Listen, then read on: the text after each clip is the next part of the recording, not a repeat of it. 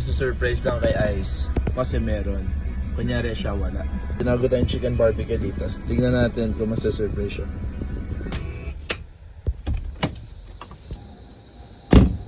Punta na tayo sa school niya. Pag nakita niya meron kasi akong Starbucks, siya wala.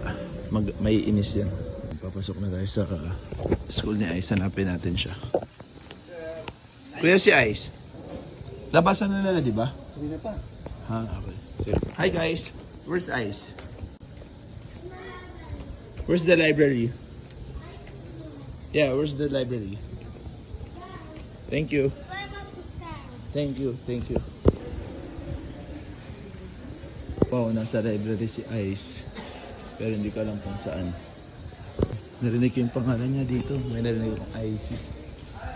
Ayun, huli. Akala ko nasa library ka. Let's go na. Tara.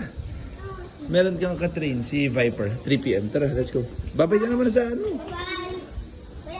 Bye. Sabi sa akin, nasa library ka daw. Yung dalawang kaibigan mo.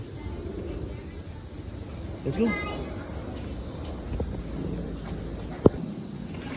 Bye.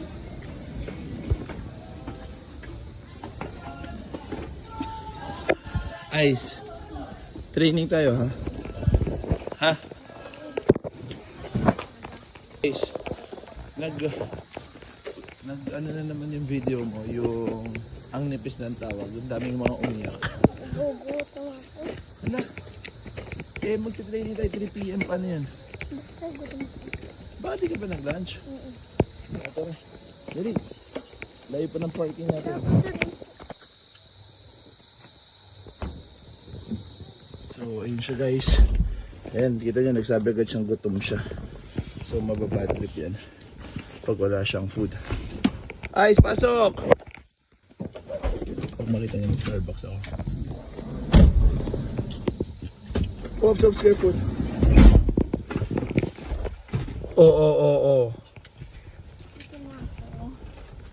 Hindi pwede sa'yo coffee, ano. Tatanggalin mo to. Ito, ano tawag dito sa damit mo? Hindi ko alam. Go, tanggalin mo. Dali. Baka, ito pa, ano to? Thank you. Chicken barbecue. Uy, wait lang. Wala mo ng thank you. Thank Okay, mo na. Alam ko na sasabihin mo, gutom ka eh. Hindi ka pa nag-pray. Pray mo na. Pray. Dito sa pagkain na talaga. Sa shanty na nalaglag. Sa fence. Sige na. Papunta na kami sa training, guys.